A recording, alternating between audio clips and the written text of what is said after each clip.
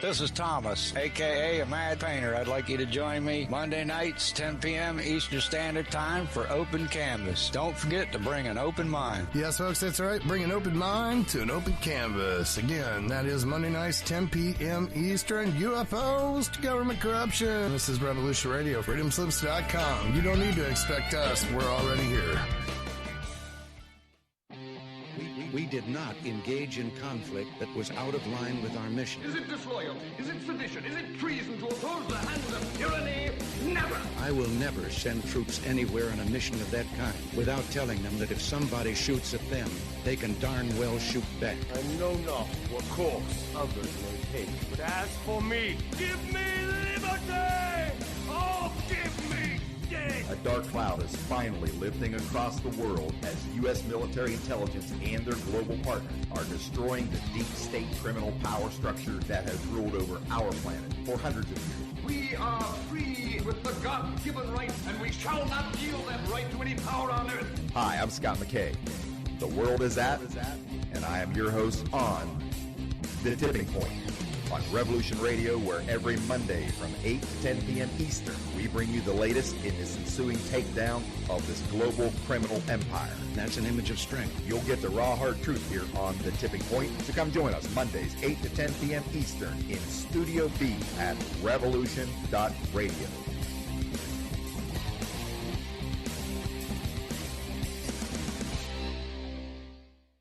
This is the people's war. It is our war. We are the fighters. Fight it then. Fight it with all that is in us. And may God defend the right. Warning! Warning! We gotta stop them! They're gonna kill us all! See how the trouble you've started? Be they the government, be they industry, be they organized labor, be they anyone, or human beings. Time when the operation of the machine becomes so odious, makes you so sick at heart that you can't take part. You can't even passively take part. And you've got to put your bodies upon the gears and upon the wheels, upon the levers, upon all the apparatus, and you've got to make it stop. And you've got to indicate to the people who run it, to the people who own it, that unless you're free, the machine will be prevented from working at all. Revolution Radio at freedomslips.com, the #1 listener-supported talk radio station, throwing ourselves upon the gears of the machine. Revolution Radio, where information never sleeps. You called down the thunder, well now you got it. Right, you tell them I'm coming, and hell's coming with me, you hear? Hell's coming with me! Revolution Radio.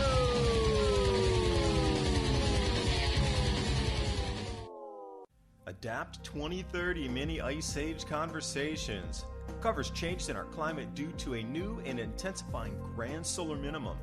In the media, overlooking, downplaying, or burying cold weather changes occurring on our planet. This is in order to keep the global warming agenda steaming full speed ahead. I do this podcast and radio program because we need to begin conversations on how to adapt our food growing strategies long before 2030 as agricultural zones shift, affecting global crop output, but very few mainstream media outlets are talking about the most important issue of our time, cold weather crop losses. Our sun is going through a 400-year cycle, which has effects on our weather patterns as our magnetosphere weakens and the jet streams go out of flow. It's not CO2, it's not you, it's the sun. Are you ready to thrive in the grand solar minimum? Then join me for Mini Ice Age Conversations. I'm your host, David Dubine, creator of the Adapt 2030 Mini Ice Age 2015 to 2035 video series. And I do welcome you this evening, this morning, or this afternoon, wherever you are on the beautiful blue planet we call Earth, spinning through our universe. A bug on the windshield on the surface of the planet at hypersonic speed. Feels good to let the wind, the cosmic rays blow through the hair. I'm feeling it. High Schumann resonance, low KP index. It's a volatile mix for the magnetic hemispheres of the brain. Have you seen people behaving strangely lately? Oh, yeah, especially the last 3 to 4 days. And I have had a chance to talk to some farmers and the co-ops here in East Tennessee. Let me bring you some brand new information. I just started talking about this yesterday. People who understand crop growing way better than me, they understand the fertilizer shortages are here. So we're going to use 12%. So a 12% decline in global fertilizer means a 12% in global yield. That's like a 1-to-1. I said, okay. Herbicides are quite a different thing. The grasses that are coming up when the corn starts to grow, if there's corn in the middle of the rows of, or if there's grass in the middle of the rows of corn, it decreases the yield by 7 to probably more closer to 9 bushels per acre. And here's the thing I didn't really understand, but hit me square inside the head. The GMO seeds that we're all super fans of, yes, Monsanto, yes, Syngenta, they use Roundup to activate. The way they tweak the genes in that, it's called Roundup Ready. And there's different varieties of corn and different varieties of soybean. And you need to, at the same time, fertilize and plant, you need to put the Roundup on there to activate the seed. And also you're killing all the weeds, so there's no competition at all after that little plant sticks its head above the soil. The proper term for it is emergence. So there's zero competition for weeds. So there's not enough Roundup for the entire crop in the United States. And by the way, a staggering 60% of everything grown in America is GMO. 60. That's shocking. But anyway, there's not enough Roundup to activate all the seeds. So they didn't give me an exact number of what they thought. They just said it would be decreased. So I don't have a solid number for you. So if they put out an acre, and generally 100 plants will emerge after they hit it with the Roundup and everything's in perfect conditions, like let's say 2018 or whatever, you get a pretty much 100% germination rate, above 98%. And okay, we have almost 100 plants for an acre. This time without the GMO, they don't know what the emergence will be without the chemical, but it will be substantially reduced. So we're going to start there, would then subtract 12% and then reduce 9 or 7 bushels per acre, and you're looking at a disaster straight up from Europe to United States to Canada. And in Australia, the farmers can't even go sell their crops if they're unvaccinated to the co-op, even though they're not employees. CBH down there, one of the largest grain buyers in West Australia, I should say West Africa, it's becoming the same. Even if you're a co-op member and you're not a employee, they won't even let you on the facility unless you're vaccinated, even to sell the grain. And I'm like, well, that's a recipe for how many disasters can we put recipes for? We're going to get a cookbook of recipes for disaster before we're done with this. Ransom's with me tonight. Ransom Godwin, 420 TV, Freedomist Films. Yeah. Ransom, I'm glad you're here tonight, man. A lot to talk about. And you said you saw yourselves some shortages in the stores, in the shelves. I've seen a bunch of bare shelves myself. Getting naked on the shelf space. Welcome to the show, Ransom. Yeah. Actually, a lot of the headlines are going around, and for the naysayers that, I got a lot of grief for the last couple shows about talking about the food shortages, and people are like, yeah, well, you guys keep saying that, but there's nothing wrong where I live and whatever. But if you actually open your eyes all over the United States right now, not only are there empty shelves, trucks aren't delivering the goods to these stores. That's happening here in New Mexico. And I put up this picture that you sent me about each state's biggest import trading partner. Now, I was already joking about that here, about that we have to go to the Chinese stores, basically Walmart, dollar store, etc., to get food. And most of that food is actually not food, but GMO food-like stuffs. And it's really funny to look across the country to see that, China is trading partners with over half of the states in the U.S., and then we're getting a lot of stuff from Canada. However, I've been seeing shortages, articles of shortages in Canada as well. Pictures all over the place. And another trick that they are using, next time you go to the store, look at the height of the aisles. You're not going crazy. They are shortening the aisles so that there is less shelf space to make it look like they're still full. And another trick they're pulling, of course, if you've been into a store recently, you realize that they rearrange all the goods to a new place in the store to make you think that, there's a lot of stuff in there. But actually, all they're doing is trying to confuse you so that you have to stay in the store longer and buy the products that they do have.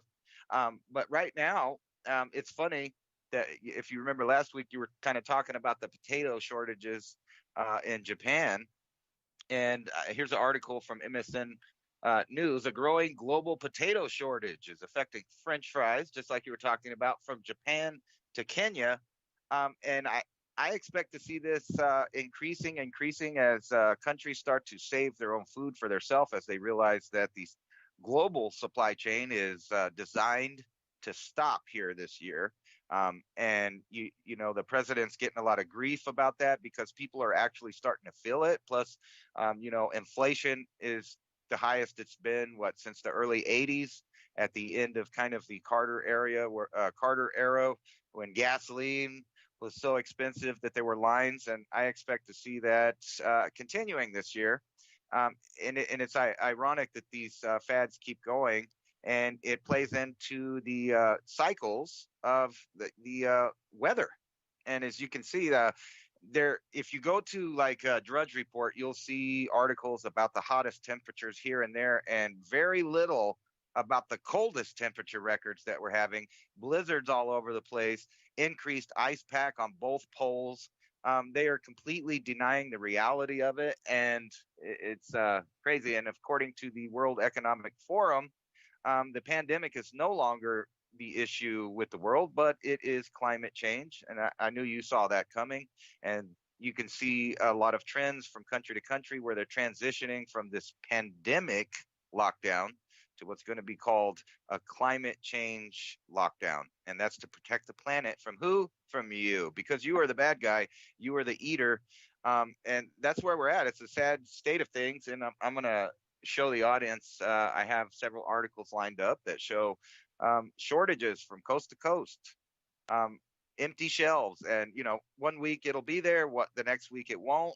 But if you know from experience living in the land of plenty, this is a rare occurrence for them. Maybe a truck won't show up once in a while to give you your favorite product, but now it's a common occurrence. And it's not just one product, but maybe 20 or 30 products at a time, depending on the wholesaler that's distributing through whatever company. And we have asked here, because I'm a fan of a certain kind of coffee, and I've asked, and the store will say, well, they're not delivering it. I've asked the delivery guy, and he says, well, they don't have it at the warehouse. I called the warehouse. The warehouse says the company has decided to only ship to places where they think they will get the bang for their buck, and everyone else that they don't consider a high priority just doesn't get anything. So we're about to start to see that trend exponentially expand. It's going to start to scare people maybe in the middle of the year this year. I'm going to think in summertime. But the good thing is that you do have time to start crops, this spring, and maybe have some kind of, backup support in case that happens in your area. Let me throw a couple thoughts in there for you.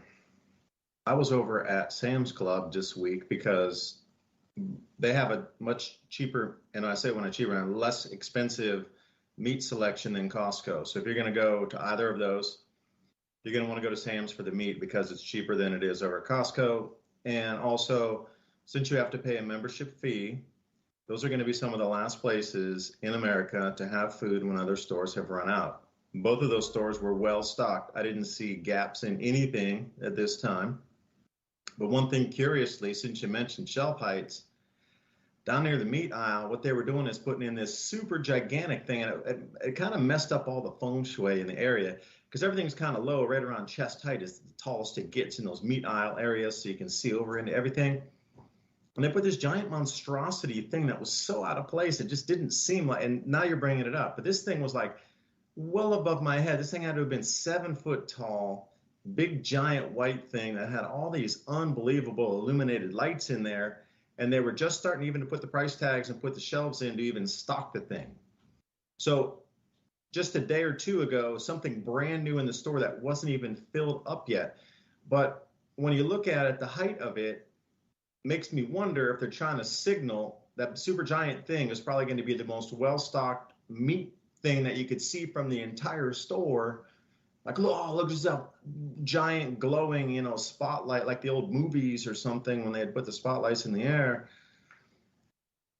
That, hey, there's enough meat. Look at all the meat. There's a huge, because it's like the Empire State Building standing up in the middle of the store, the glowing lights and everything. That's all going to be packed full of meats, meat cuts. It's kind of strange how psychologically they might be using that move, because anywhere in the whole store you can see the glowing lights and the meat full in the case. There's no socialism. There's no shortages. Look at all the meat in the case, man. And I'm wondering how much of that will stay on tap. But another thing, Ransom had just mentioned about growing food. Fertilizer is going to get rough and tough to get. So is herbicides. And I have a registered farm here in East Tennessee. So I talked to the Monterey mushroom people back in California, and they have a couple production plants all here through East Tennessee. So I have a dump truck driver that I use. He can put in 15 cubic yards of whatever rock, or in this particular time, compost. So I had to arrange in advance with the plant manager for 60 cubic yards to get 4 trucks full of that dumped on my property, all in a huge pile, by the way, mushroom compost, because you're going to need to build your soil. Fertilizers are not going to be coming that easily, and when you do get them, they're going to be incredibly expensive, 5, 8, 10 times what the price is for those little tiny bags in the Home Depot. You're going to be wanting to head out to the Farmers Co-op, which has doubled in price, by the way. I bought some 4500. I got 6 50-pound bags of 4500, which is nitrogen. It used to be last year $10.99 a bag, so I could have went in and got 300 pounds for $60, let's say.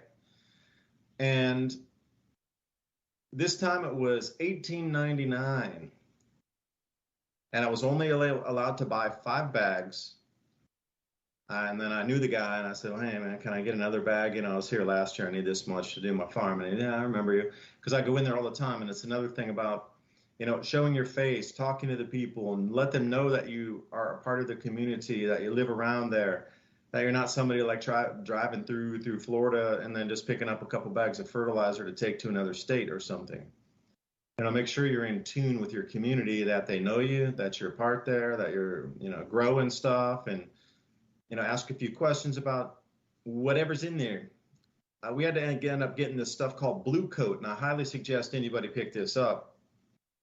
It's a blue spray that can be used for any kind of animal and skin wounds, and also for feet, like hooves and pads on dogs and different types of things for animals. It's called Blue Coat, K-O-T-E, Blue Coat.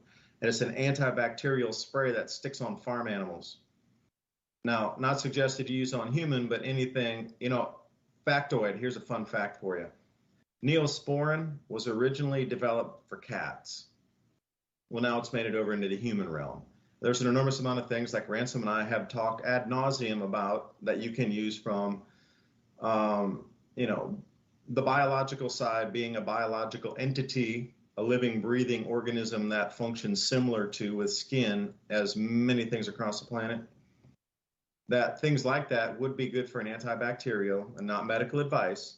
But if you didn't have anything else, you could use that. But I'm not thinking that direction. I'm thinking about if your farm animals get wounded, you don't want to be using your medical stash to get your farm animals healed up. You want to have something sprayable, durable, cheap. I think it was $6.99 for a huge can, which would be enough to, spray paint the side of a wall with messages like Adapt 2030, but something like that. Blue.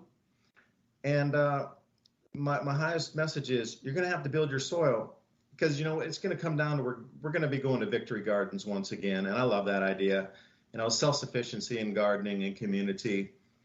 But at the same time, anybody who's going to rip up their yard for a first-year plant is mostly going to have soils that are compact, soils that probably don't have a lot of microbes in them except for the top layer of grass.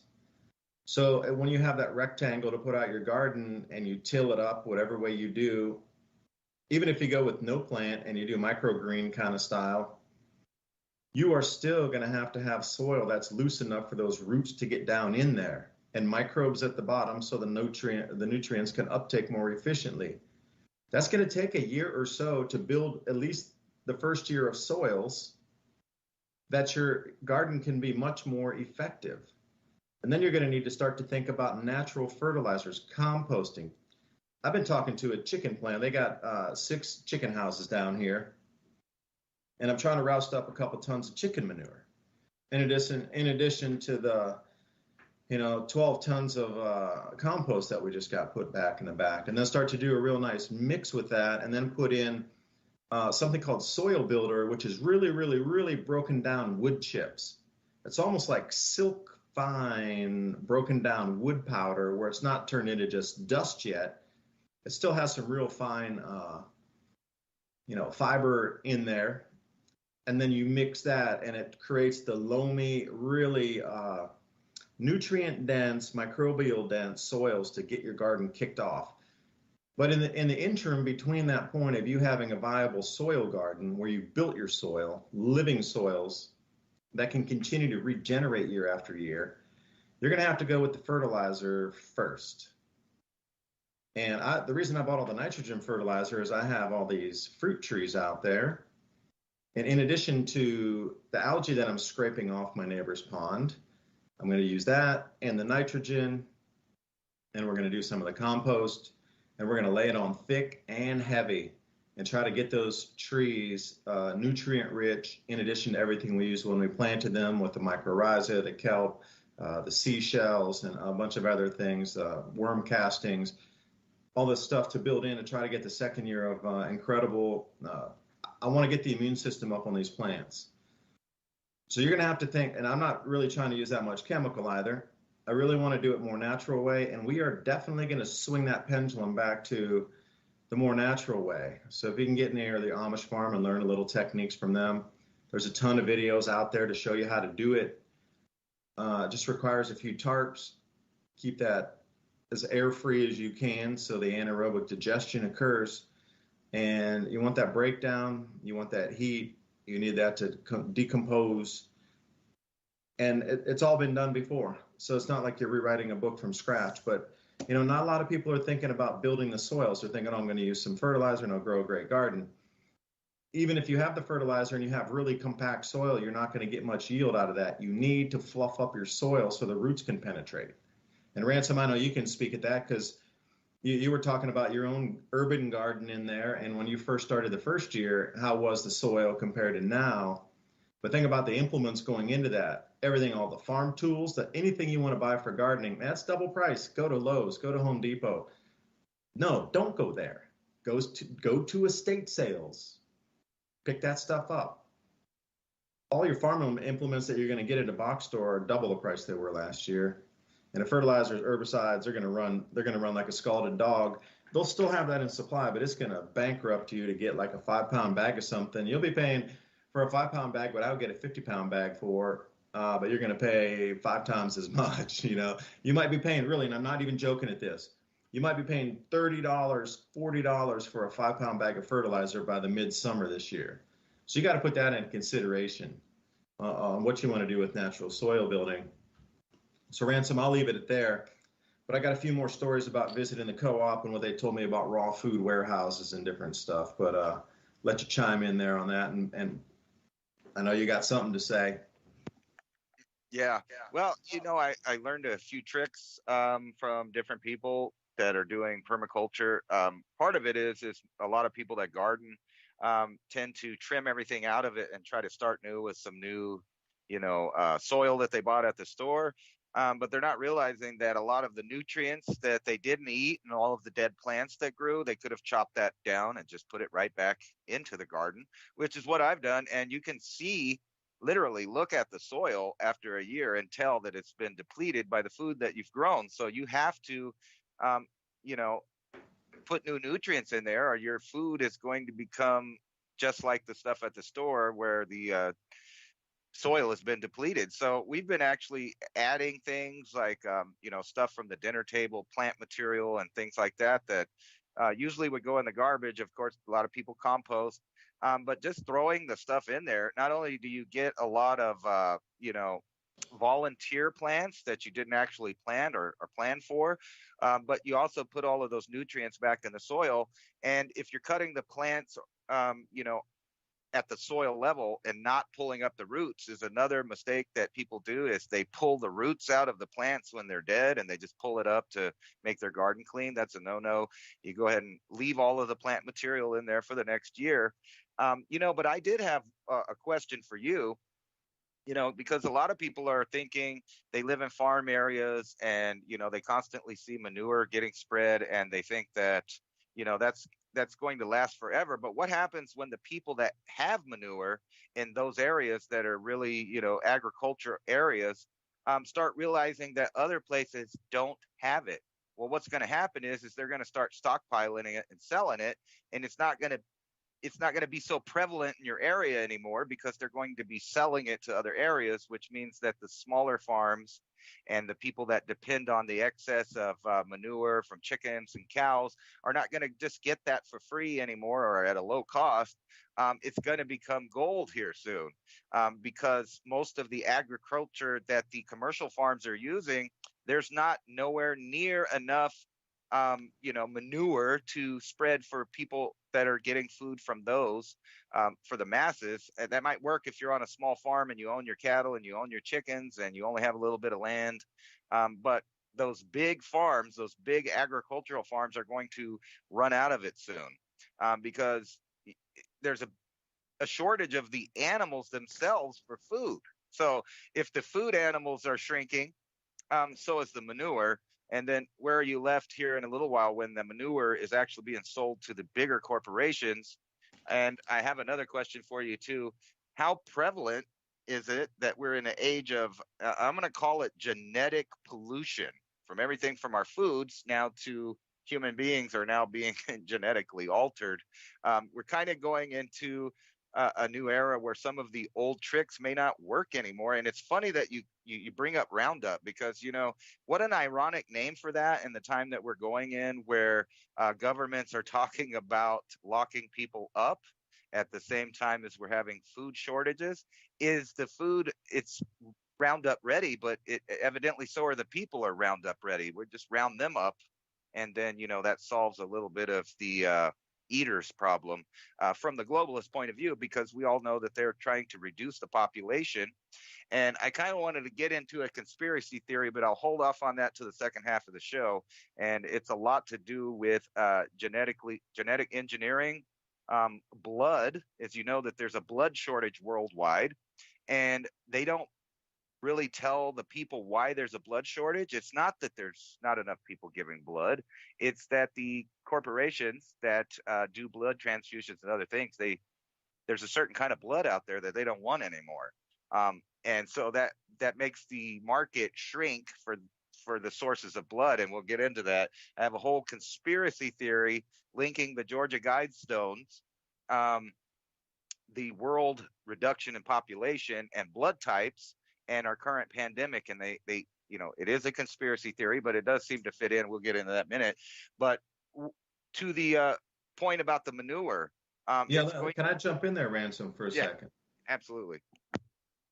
I'm glad you brought that up. And this is a real world case. So I'm going to tell you what I paid for my stuff and what is happening currently. So first thing is, with Monterey mushrooms, this is in East Tennessee, so it could be different in your Monterey mushroom factory. There's so many dozens of these all across. I mean, you're going to find a Monterey mushroom, at least a couple in plants in your state minimum, because mushrooms, they have a short shelf life. They need to deliver. It's really regional, so you're going to find it everywhere. If you ever see mushrooms on a shelf, there's a Monterey mushroom growing facility somewhere around there, guaranteed. So I'm going to tell you the one here in East Tennessee. Now, before, it used to be $20 so they could do a filing fee to have whatever truck filled. So that 15 cubic yards that I could get per load used to cost $20. And now I didn't get any at that time, but I just been talking to my hauler, and he does gravel for me, and also this compost. So I've used him twice to help me haul stuff. And you might want to get a hauler on call, or try to at least make contact with a hauler so you can have somebody to pick it up if it comes up and available. So it used to be $20 for that, and now it is $180 for each load. And what I was told by him and the other guy that was with him working is somebody has forward bought all the compost, and we are talking about hundreds of thousands of tons coming out of there, of that compost over the year in one facility. I'm really talking hundreds of thousands of tons. Somebody has forward bought all of it. Every single kilogram, every single pound has been bought from February 1st through the 31st of December for this year. So this month in January is the only month available to the public. Caveat, public with a registered farm with a hauling vehicle at a minimum of 10 cubic yards, because they don't want to deal with anybody with a pickup truck or Johnny with like a single axle trailer that can pull 3 tons or something. That's too small for them. They only want to deal with farms and those that have hauling capabilities, because they got giant production coming out of there. And who bought that? And that's a great question, Ransom, is who bought all that? It had to be a corporation that came in and bought it. And I can also add to the chicken manure and the cow manure, there's none left. The chicken facility that scrapes out their dung, they're now selling it at premium prices. It's more than $200 now. And I don't know the exact weight or the cubic yards on it, but at the minimum, it's $220 at the minimum, if you can get it, and if you can get it on the right days where they're cleaning. Second, I put out some feelers with these guys, and they know a ton of people. They know a lot of people that haul everywhere. They do construction. These guys have their own trucks, and they're their own drivers. So on a moment's notice, you can call them at midnight and say, dude, I need something delivered down here. They'll run out in the middle of the night and go get a load and bring it back. Like, these guys are workhorses, and I applaud them for being such solid people too. I mean, they're super down home, super honest. And we always have such good talks when we're here about the solar stuff that I talk about. He said that since there's such a shortage on everything, they're moving over to the horse farms now. Horses are sloppy eaters, by the way. So there's a lot of hay that drops on the ground, and then the horses poo in that, and then they're always walking around. And when they clean out the stalls, it's always this mix, this combo of straw and manure. Problem is, his loader is too big to get into the barn, so they need to wait for somebody to kind of clean out the bins and shuffle it over somewhere so they can get the loader outside the barn and then put it onto their trucks. So again, we're talking above $200 for a load on that one. But he's like, we can't fill our trucks with that, man. He's like, at best we can get you a few tons of it, and we can load it in there. We could probably get, they keep a skid steer down close to that area so they could just drive it on the trailer, pick it up on the skid steer, drop it in. It's like, yeah, no more 3 to 5 tons max, probably closer to 3 per load. But then you got the haul bill that's going to cost you the money to get it out, which is they charge by the mile. And some of these farms are 20 miles, 30 miles away, so you get a haul bill with that. This is the direction it's going with the manure. There's nothing left. So if you're scraping off the back of horses and straw and things, or hay, that is not what farmers want to spray in the fields. You can't put hay through a sprayer. The chicken manure is the best one if you can get it, but that's all pretty much spoken for. You got to be there at the right place at the right time with cash, not a check, cash in hand to give to those people. So it's getting really, really tight. And any of the guys here, I know at least 3 farmers. One of the guys helped me plant my field, seed it, fertilizer, and came back to check it was okay with me. They have Angus cow. They run about 100 head out on their property. And then, down the street, there's another guy with about 30 head. And then further up the road, there's a little ranch. He's got a couple hundred acres, and he runs about 300 head up there. And they share land with one of the neighbors over there, too. I'm not sure exactly which one, but there's always, black dots running across the field everywhere. As far as you can see up the hillsides, they got a huge amount of land that they're running cattle on. So these guys do collect their cattle dung, but it's all bought and sold too. You're not getting a scrap kilogram anywhere. So for anybody to really think that these megacorps are going to come out, unless they're at Smithfield Foods or unless they're at a cattle auction house or unless they're at a major feed farm producer, vertically integrated, which most of them are, you're not going to see a single pound of that out on the market. And they're already a shortage of, well, it's not a shortage, but they just reached maximum capacity of every pound has pretty much been spoken for. If I'm a little guy down here with 23 acres scratching at a chicken feed plant and getting into horse bins to try to get manure mixed with hay from my farm, man, we are so far down the road because I can't get regular fertilizer. Do you realize that? That's how far down we are. And I'm competing with like Monsanto, or not Monsanto, but Smithfield Foods and some of these big ag business, Sargenta, that own the land. And I'm competing with them for natural fertilizer. Come on, man. That's really, we're in bizarro world at this point. And I'll leave it there. Yeah. So all the people that, they may have deals. That's what kind of what I'm talking about. I have a guy in the chat here that thinks that, it's abundant because of where he lives and that he can get it real easy, but that won't be the case once the corporations that own the chicken farms, like Tyson and others, decide they're going to sell their fertilizer only to themselves or only to the companies that feed them grain. And then, if you're a small time guy, you're not going to be able to afford truckloads of it once the price goes up, if you're allowed to get it at all. And it kind of relates to the beef industry, how some of the beef farms have plenty of meat to sell, if they were going to sell it to individuals. However, they've signed contracts that they can't do that. They can only sell the beef to who usually buys it, which is a corporation. So I can see that, people are going to deny it until the end, until they're literally hungry in their bellies, some of them. Others are going to see the trend and realize that, we're going to have to do other things. And somebody made a good point in the chat room that different plants and different crops need different kinds of food. So how do you kind of cope with that if you can only get one source of fertilizer and maybe your plants don't do too good, whatever that crop is? It puts a big conundrum. I think that this may help small people as far as barter. Like if you have one farm that has a lot of their own chickens and their own cows and they barter with somebody that's growing food, that makes sense. But what about the masses of millions? This is what people that they don't realize is, yeah, maybe you particularly live in a great spot or you have planned ahead, but you have to account for the millions of people that are going to start feeling the hunger. And and we've got into that before. What happens when they're hungry? Well, they start going around looking for people that have it. And when people don't have it, they find it. If it's not theirs, they'll take it. And we kind of know that that's happening. And here's an article from Canada, from Reuters, I'm sorry.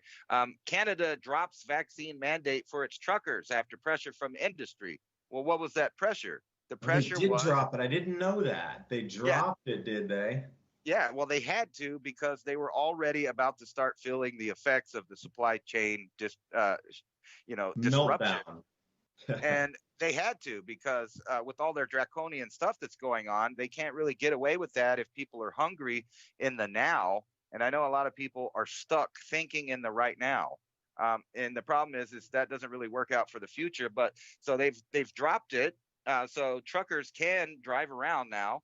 But other countries are going to be more stickler about this. It's a good decision for Canada to drop their mandate so that truckers can deliver goods. And we go back to that picture that you sent me, which I've realized that a lot of the states that are doing good right here on this picture you sent me, Texas is doing pretty good. But what they don't realize in Texas is the majority of their food is coming from Mexico, even though they grow their own food there. Most of that food goes to like HEB, which is a big chain there, and they get the majority of it. But the rest of the food, the lower, the cheaper food is coming from Mexico. And then you have all of these other states that are dependent on China for most of their trade. So what happens here in a minute when China decides that, well, we already know they're hoarding their food. They may be trading as far as trinkets and junk that you can't eat.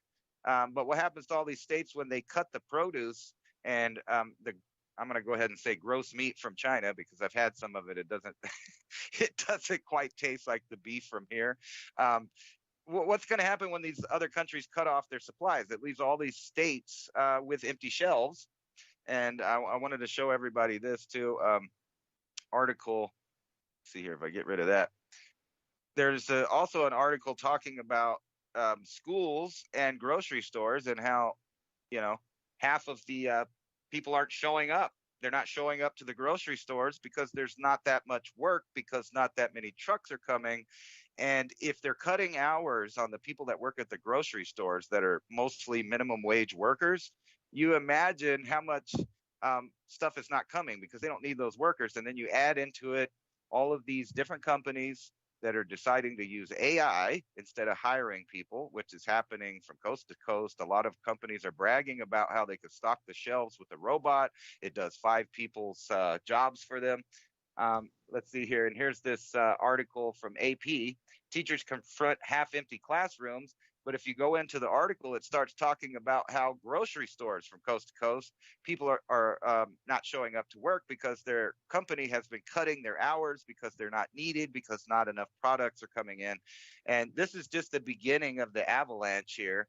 And then you factor in right now that there's a major deployment within the United States of military to different places like, and we've talked about this before, there's 1,000 military health workers to be deployed to U.S. hospitals because of the shortages, because they fired people that wouldn't do a certain thing. So now there's shortages. And then on top of that, you have, I'm sure you've heard of the little exercise they're doing in North Carolina, where they're training to deal with quote unquote freedom fighters. And who are they talking about when they mean freedom fighters? Well, they're talking about you. And I thought it was ironic, too, that you noticed in the news they're touting this first ever GMO transplant of a pig heart into a human. And I don't know the shelf life on that or what it's, about, drugs that they'll have to be taking for rejection and stuff like that. But isn't that ironic that we've known about these GMO pigs for quite some time, and they haven't really been making a big deal about it. They keep been pushing it like it's a far off future thing, but just in time for all of these how do you call that? I can't even say it.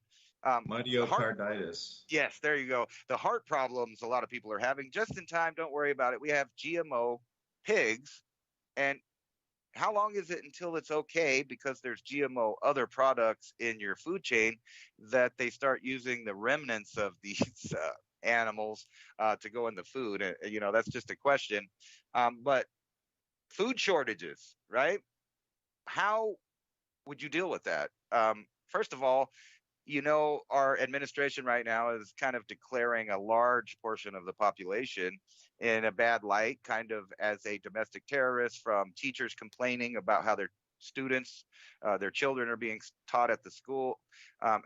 Parents are complaining and they're being listed as domestic terrorists, but they're actively training to fight quote unquote freedom fighters here in the United States. And who do you think they're talking about? They're talking about people classically that think of themselves as patriotic, probably are gun owners, and a portion of those people are farmers and ranchers.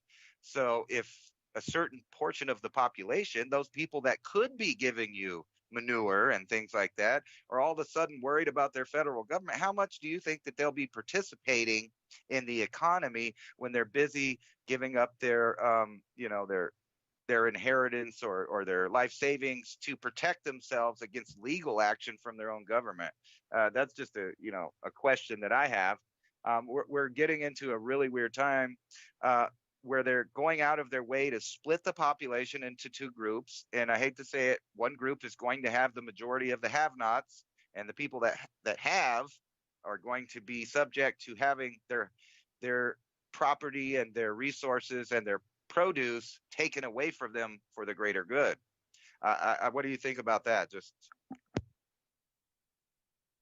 Yeah, and I want to start with what you're talking about in that exercise going on here in the eastern United States, because if you know, those mountains that they're training in are exactly where the resistance would be, up and down the Appalachian chain. Because if you talk about from northern West Virginia all the way through Virginia, Tennessee, North Carolina.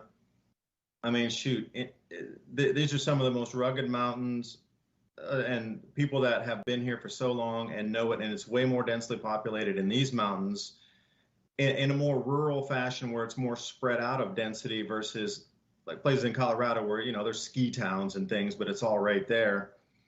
While out here, those ski towns, there would be people living all across the hillsides with their own farms and thing. So it's going to be more of, once it's realized that something's coming in, people out here are going to definitely band together, which brings me to the point of why are they training in the same mountain areas, in the same mountain terrain, in the same exact conditions of people who are going to say no way to most of this. And a friend of mine who was former Marine was out at the house here, and we were talking about placement of this and line of sight over there and doing a few other things, moving around the property to see like where somebody could walk in and a vulnerability point if you're bivouacking out somewhere, like where would your safe areas be where you could get line of sight and see and then hear and then know the terrain yourself, like where people could come in, that sort of thing. And it was so incredibly helpful with that. But the best part of the conversation was he talked about that exercise too. And then, the same things about the cities. When the cities start to empty out and people do get that hungry and they're coming out, he says the two most dangerous things are going to be groups of like 3 SUVs of 12 guys all armed rolling up onto your property. Now, our union neighbors well equipped enough to take care of that. And there was a lot of other things we talked about, which I can't really say here, because I didn't want to get Ransom's channel banned again. I went too deep that one time, and I'm sorry, Ransom, I got your channel banned there on a 7-day suspension on YouTube for talking too deep. But, the mind frame of 12 banditos in these SUVs rolling up on your driveway, and are you able to, is your mag large enough? Do you have reloads? And then also at the same time, are you able to execute on that maneuver? A lot of people, he's like, you'd be surprised in the heat of battle, people can't. And he's like, you would absolutely be surprised on dudes that freeze up and people that freeze up. And I just can't do it. I just can't do it. I trained it all. I just can't do it. So he's like, there's a whole bunch of psychological parameters here going on at the same time. But the second most scary thing that he says is if they get through and they do, so they're just going to be out looking maybe for houses to stay out in and take over and then use that as a base operations to go raid other places. He's like, maybe you'll just have to give them your car and then, they'll steal your car and you can take off the full tank of gas. And now they got your vehicle, but your family's not in danger or whatnot. But he was saying for sure, absolutely. And I'm going to say this unequivocally, absolutely. If they're coming out to your land and they're looking to steal something in a gang of people, you are not safe. You are going to die in your home if they get in your home. Really. It's like the chances of those 12 people coming in and stealing everything and all, the people in your house, the chances of anybody getting out of that alive are almost zero, especially if they're coming in like that. So just word of warning, it's going to get down. If you got groups of people coming in, you need to get ultra organized super fast and have some sort of protocols with your neighbors, whether it be walkie-talkie, family style radios, or what it is, little, Motorola's that you see on the job sites. And then the second thing is talk about women with children, families with children that'll walk up on your property and knock on your door. And, we went through a few of these scenarios. So the thing that spooked him and me the most is they're running these training operations in the same exact areas and terrain of what would be the U.S. resistance. So I don't know where that takes us. Because luckily they're doing it on their own training base up there in North Carolina, because I'm serious, if they were walking around here in East Tennessee and they didn't tell us that there was some kind of training exercise go on, and there's a lot of people up here that would not be too akin to that, and there would be some problems involving locals for sure, even though they were military. I'm just going to say that and leave it there. But what they're doing for the training exercises, you're right, Ransom, they're targeting a certain type of individual in a certain rural location to see if they can control rural countryside road passes and, T-junctions and, can they take people from the back of their house coming out of the forest? And see, that was one of the vulnerability points was, man, you got somebody can rock up out of the back of the field here You got a couple creek beds they could sneak up, and then suddenly you're at the back of their house. By the time you see them on the camera, they're already on your porch. So, you know, they're practicing this in the woods in North Carolina right now to come in out of the woods into people's homes and flood them. So this is a scary thing that the scenario building is. They're not talking about, you know, a squad marching across an open field and coming up on somebody. Their training tactics are staying stealthy in the forest, moving through the forest as a canopy for them as disguise to get in and then pop out through the back of these houses one by one. Because most rural locations, unless you're way, way old, like 1900s house in the middle of the field like they used to do it, most people are backed up against the forest if they got open land, windbreak.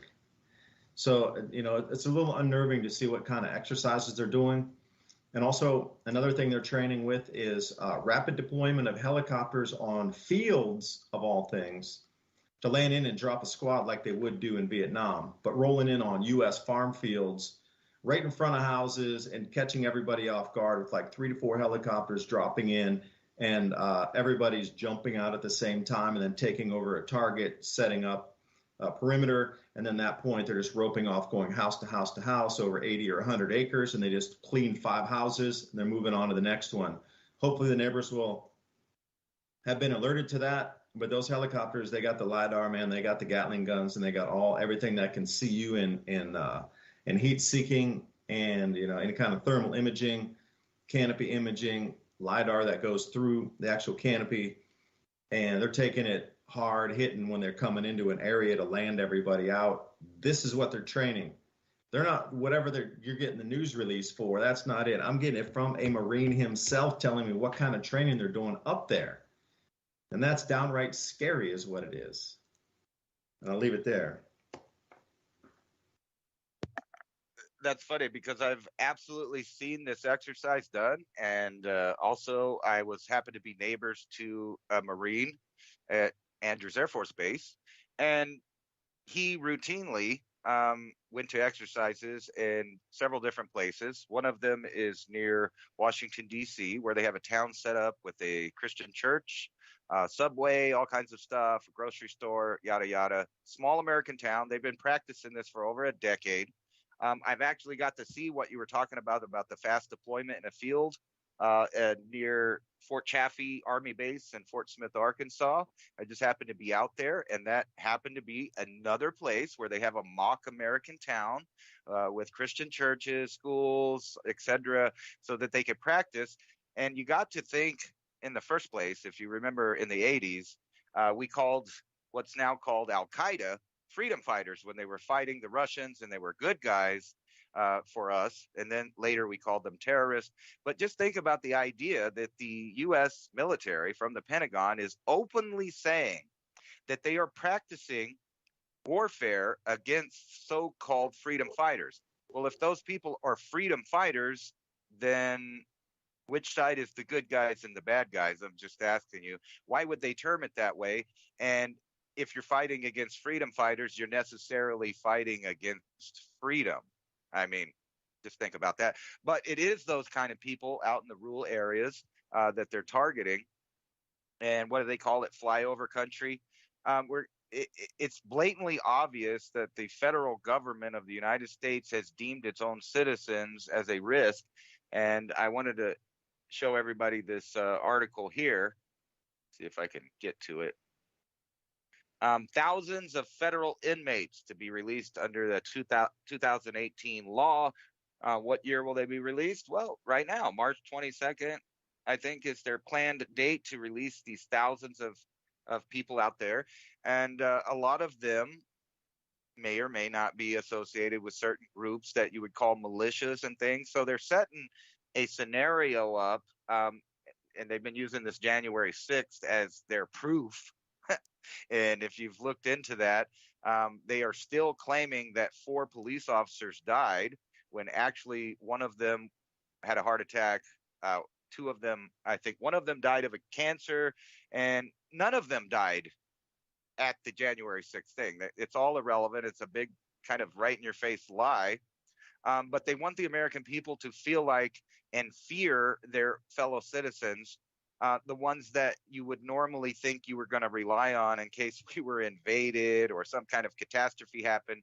The people they're calling freedom fighters are actually the people that, in my opinion, are people that, think that they love their country and that they would protect it and freedom. So that's what the federal government is specifically saying they're attacking and that they're concerned about. And meanwhile, elites are talking about they're worried about the social cohesion of the world and that they're scared about that. And why would that be if, some of these elites weren't actually ready for something like this to happen? I'm ready for it. I mean, it's obvious it's been building for years. You could go back to Waco. Right after Waco, the federal government under Janet Napolitano decided that they were going to go out to all the militias nationwide. A lot of people forgot this, but they took massive amounts of ammunition. So that was like a strike one. And then in 9/11, they introduced all kinds of new terror laws that if you read the Patriot Act or you read the NDAA, you would realize that none of these laws are directed at foreign threats, terrorists, or any other thing. They're all directed at American citizens. Matter of fact, under the Patriot Act, the first one, which, by the way, was renewed by Obama twice and then renewed again by, a lot of people's favorite Trump. And then you can count on it'll be renewed again with some new alterations because of January 6th. And it's been coming for a long time. If you remember back when the Democrat Party and some of the Republicans were getting really upset in 2008 that people were showing up to town hall meetings and actually giving their grievances to the government, some of the first things they did is try to make it against the law to shout at a politician that's trying to be elected. So from the local level to the federal level, they've been trying to separate the society in two different groups. And lo and behold, a pandemic came along to help them with their cause. So right now, I can't go down and physically pay my taxes. And you remember several years back, people were making kind of an anecdotal joke towards the tax revenue offices, and where they would bring like a bunch of pennies or something like that to pay their taxes. Well, the government was tired of the people, giving their grievances or protesting in any way, shape, or form, and they've essentially eliminated your ability to do that now under the new guise of authoritarianism called the pandemic rules. From state to state, a lot of places you can't even go in to pay your taxes. You can't go into, and they want it where you can't go in to vote. They want it where you have to mail in your vote. And that's going to be a big issue this year, where they're going to try to close down everything right before elections happen. And again in 2024. So you can see that they are closing up the loopholes for the citizen to, have any of their rights expressed. Interesting times right here with Ransom Godwin, 420 TV, Freedomist Films, David Dubine, Adapt 2030. We're back in 2 minutes and 2 seconds to talk about raw food warehouse shortages across the U.S. The pull-out rate 3%, the restock rate 5%. We'll do some simple math and see when the food shortages will hit. We'll see in 2 minutes and 2 seconds.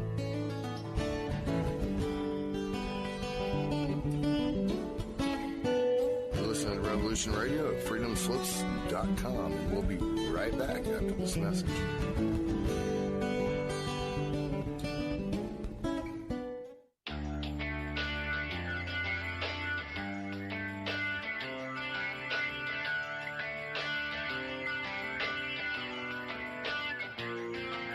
This is Thomas, a.k.a. a Mad Painter. I'd like you to join me Monday nights, 10 p.m. Eastern Standard Time for Open Canvas. Don't forget to bring an open mind. Yes, folks, that's right. Bring an open mind to an open canvas. Again, that is Monday nights, 10 p.m. Eastern. UFOs to government corruption. This is Revolution Radio, freedomslips.com. You don't need to expect us. We're already here.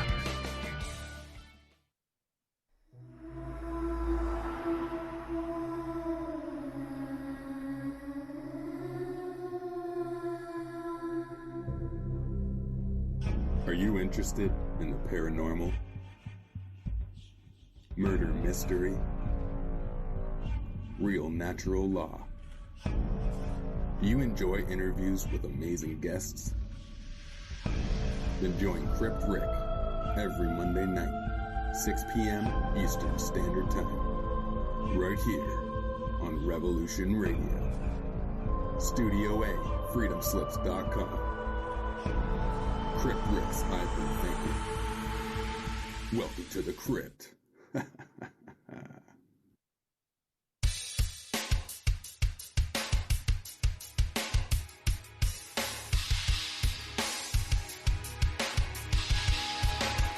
Enter into a world unseen on Raven Star's Witching Hour. You will encounter eclectic topics from the realm of spirit brought into our matrix of truth. With your host, the Solaris Blue Raven. Solaris will bring you an array of unique guests covering topics from ghostly spirits to amazing anomalies, covert technology, UFOs, and shadowy global events. And that's right here at Revolution Radio, freedomslips.com, Saturdays, midnight till 2 a.m. Eastern Time. Revolution Radio, where information never sleeps. Let the magic rise.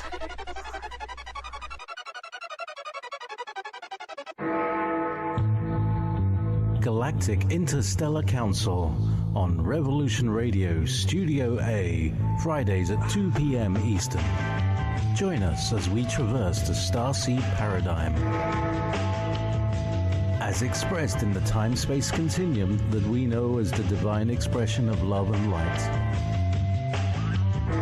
Integrating this conscious unity into the galactic paradigm. So welcome all, both terrestrial beings and galactic beings as one. So be it. You're listening to Revolution Radio.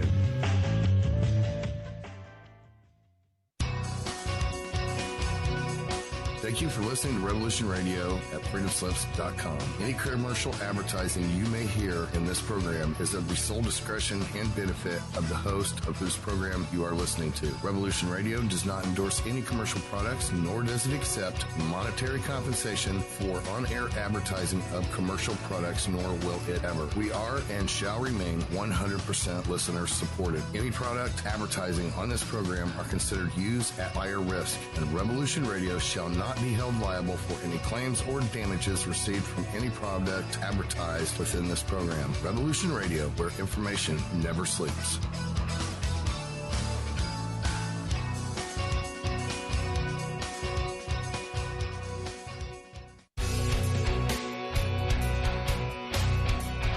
All right, thanks for listening while we took that short break here at Revolution Radio, freedomslips.com. And now we're going to get back to your host.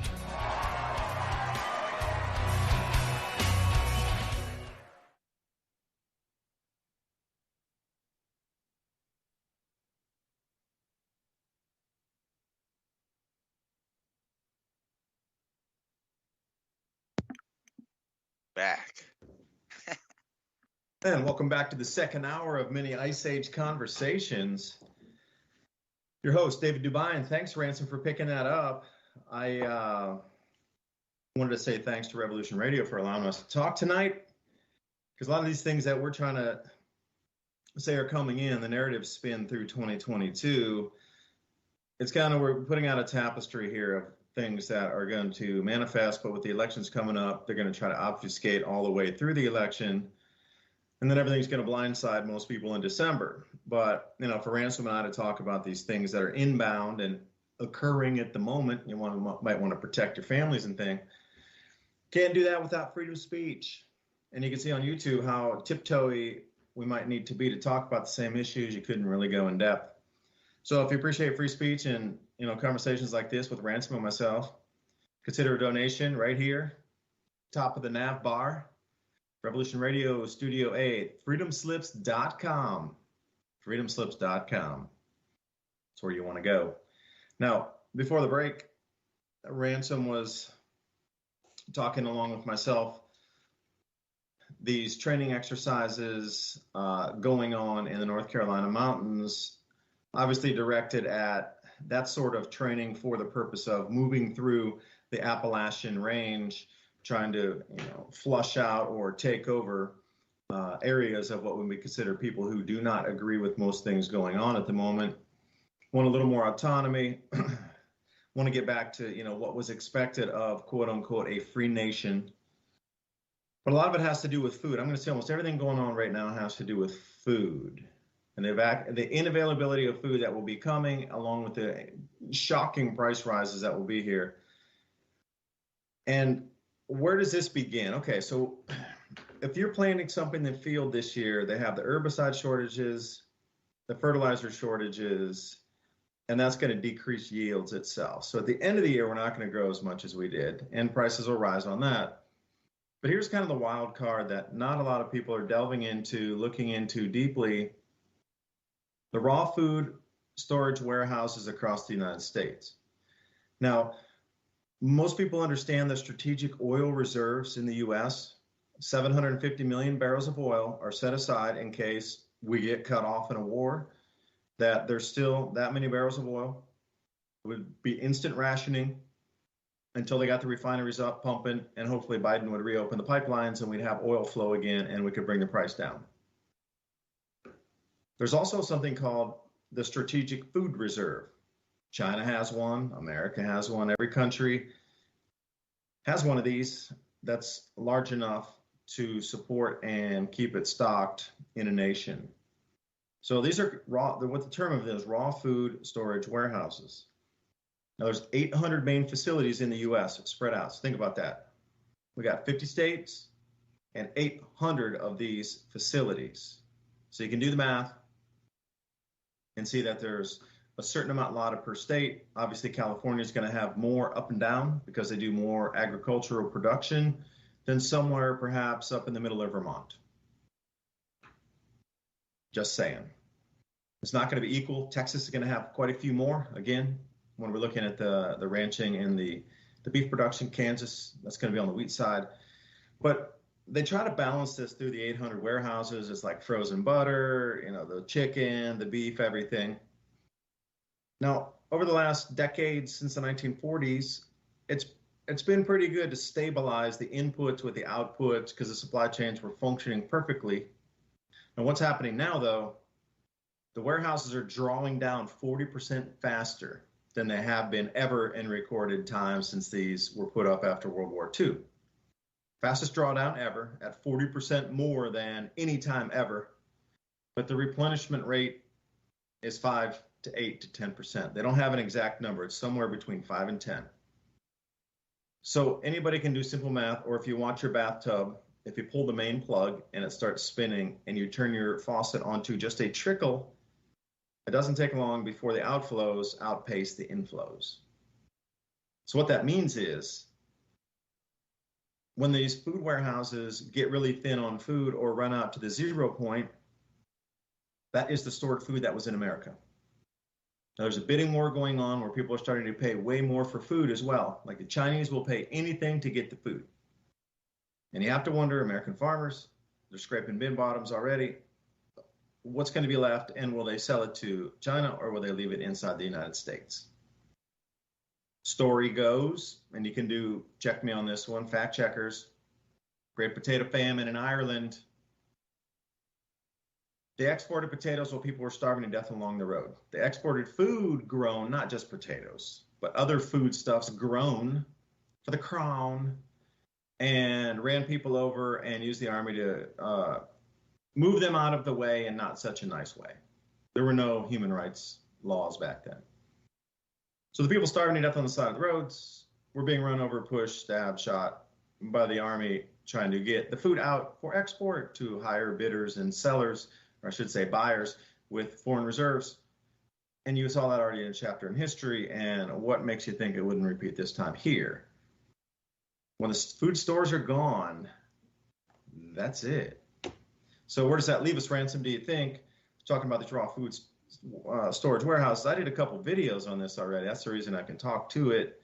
Put an enormous amount of links so you can chase down your own research.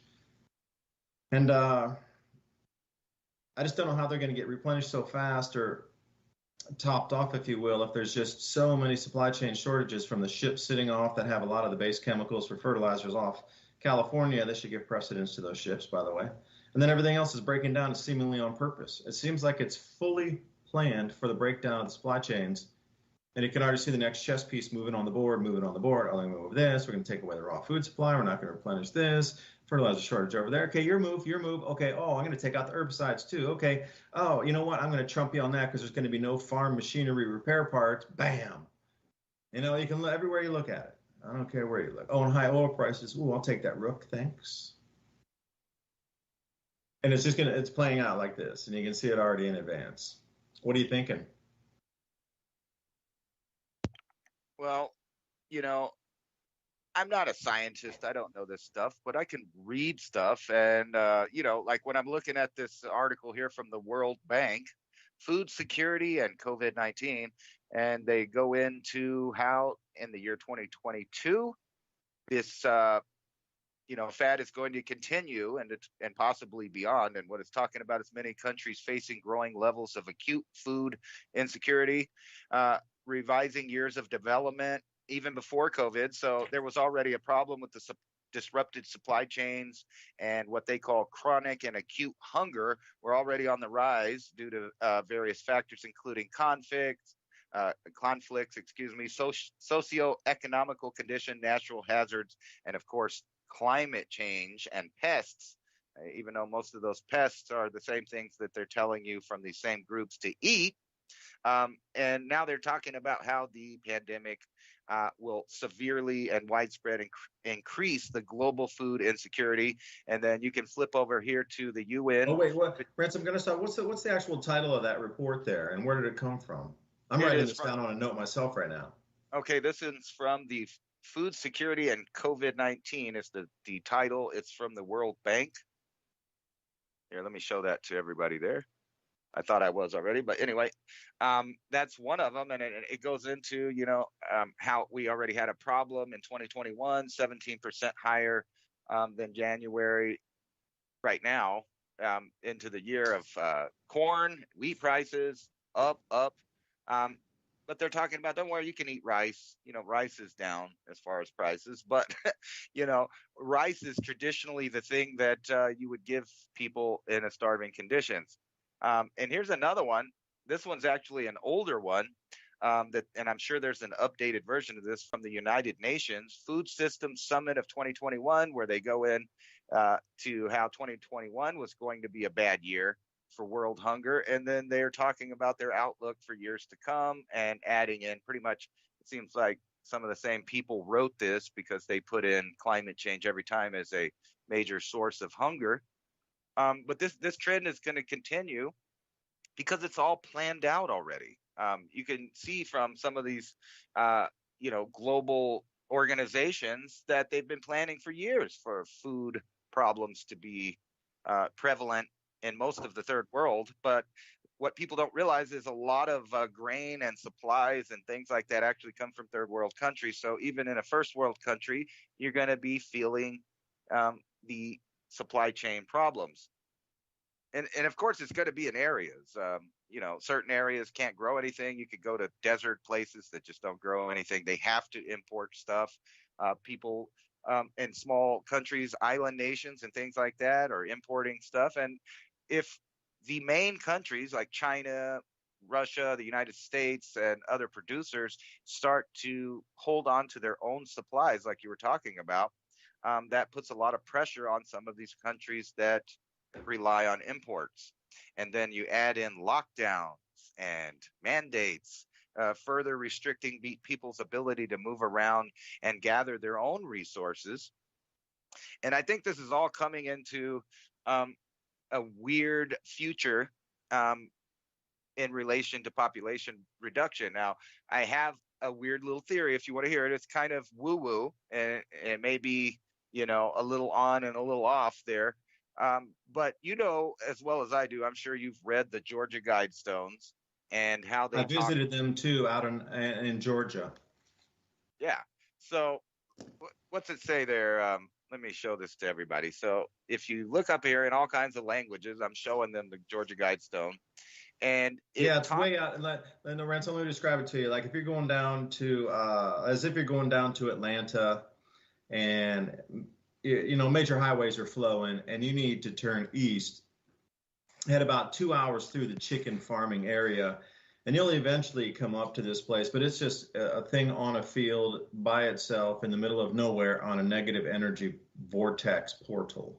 And ley lines generally feel pretty good where there's ley lines. You can kind of feel that magnetic change in the earth there. Well, there also, but it's not a negative. It's a negative feeling.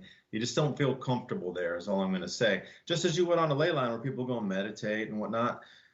But when you get out there, it's a granite town. They do all these carvings of do whatever you want to make in granite. It could be anything, a building office plaque or a million things you can carve and have stuff carved in granite. But that's the kind of town it is.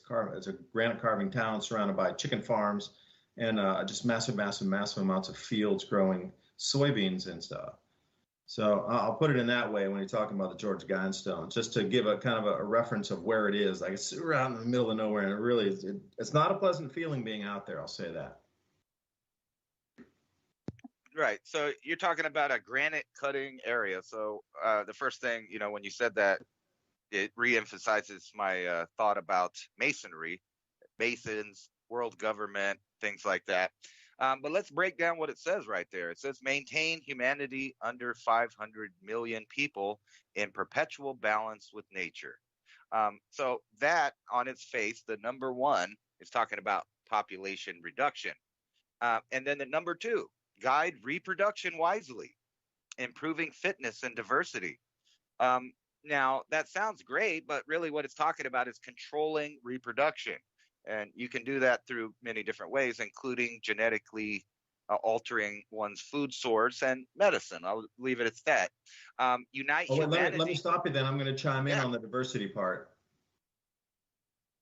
If you didn't know, Amazon had spent millions of dollars on psychological research, and what they realized is the more diverse your workplace is, with the more amount of nationalities and different races and religions inside, the more diverse it is, the less likely they are to unionize. Because they're so divided, they don't really have a single issue. But if you have a single race, a single religion of just 100% or 90% of those kind of workers, they're going to unionize because they can all bond around a single issue. So this comes straight from Amazon's psychological research on how to hire the diversity to put such a division and such a spackling of everybody across the full demographic thing that nobody has any single issue to rally around. And that's the way they prevented unionizing up to this point. Just saying, diversity again, ruling the people. I don't care if you're ruling a factory from Amazon or if you are ruling a country or world, you're going to go through the same thing, are you not? Divide and conquer.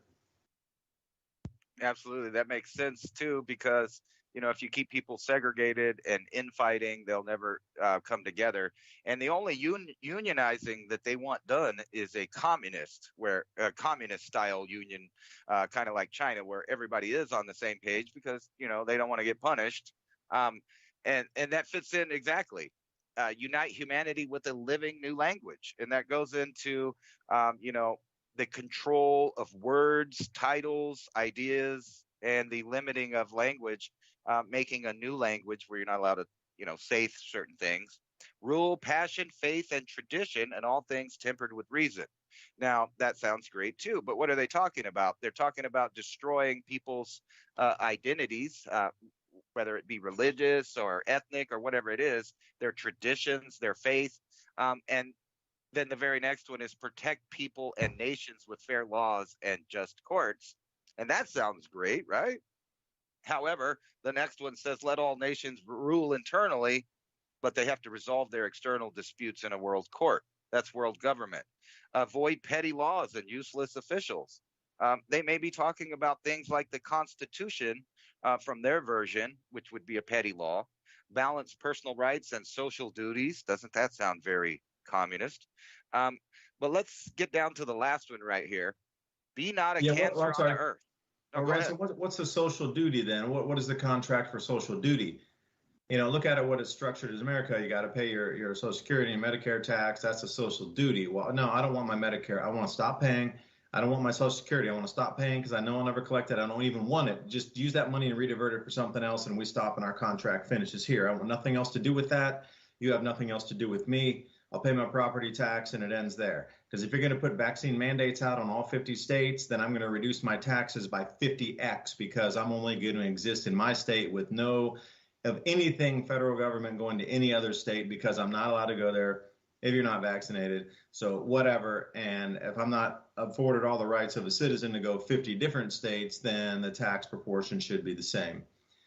And I was going somewhere with that, but keep jumping on because that's this whole what is that? Can you define it? I what can. That is. I can actually define that in today's right now terms. If you're balancing your personal rights, which what they mean is giving up your personal rights, you have to balance that with social duties. What are those social duties they're telling you to do right now? Mask up, get your jab. Those are all social duties, and they're always test. We're going to give you 8 tests a month for free. You better test. That's another part of it, isn't it? Yeah, and that's exactly how they put it to the people that don't want to participate in that, is that you're some kind of, you're destroying society, you're not doing your part, you're endangering other people. So that's all right there. And you know that this has been up for a while, but let's get into the conspiracy theory of mine in it. Maintain humanity under 500,000. Now let's get 500,000 or 500 million. Yeah, 500 million. Excuse me, I misspoke. But let's drum roll, please. Let me put the drum roll in. This is going to be an exciting one. Go. Right. All right. So we're under this idea of 500 million. Now, let me just ram it to you with some headlines. Red Cross declares first national blood crisis in U.S. Okay, because they can't get the blood that they need. And then you skip to this one with the pig heart, the man doing well after receiving the first heart from a gene-edited pig. What does that mean? It means that it's partially human. And right here, MSN News, a transplant surgeon used an electronic beam to put his initials into patients' organs. And he lost his medical license, but that's a trend I think is coming. And if you've ever seen the movie Repo Man, they're talking about exactly that, where these hearts and things are patented and they belong to companies. So you wouldn't even own it while it's in your chest. Now, just saying, now this is the wild part. I'm O negative. I happen to be O negative, which means I am a universal donor. I can give my blood, I can give my organs, and there's very little rejection to the people that get it, if any. Now, I've go ahead and done the math for you guys. If you divided 7.8 billion people by 7%, which is 7% is how many O negative people are out there in the population, that number comes to 546 million people. Really close to that number of 500 million people, right? So, of course, some of those people wouldn't want to participate, and I'm not saying it would only be O negatives, but if you think about that idea, a population of only people that are donors for the upper class. And then you get into things like this. This is a peer-reviewed paper talking about the relationship between blood types and outcomes following COVID-19 infection. If you read this paper, you'll realize that just the O type it's hard to get COVID. According to their own research, it's very small number of people with O blood type that are having problems with, health problems related to this illness or this virus. But then when you go down further in the paper and talk about RH negative people, which is way down. Yeah, I was just going to ask that RH negative, because that seems like a lot of royalty and elite have that same bloodline. That's right. So here's a little slide that I'm showing everybody that shows the low number of people with O to start with, would be like 6,389 people tested, only 682 people with RH negative compared to those people got it. So it's like the same ratio when you look down, all tested adults, and they show the RH plus is about 10 times more than the RH negative people. So when you put this in consideration, they have studied this all the way out. So there's O by itself, which is a reduced, risk of getting it or at least having issues with it. And then RH negative people more so. So that means that RH negative O would be the smallest group, probably likely to get that.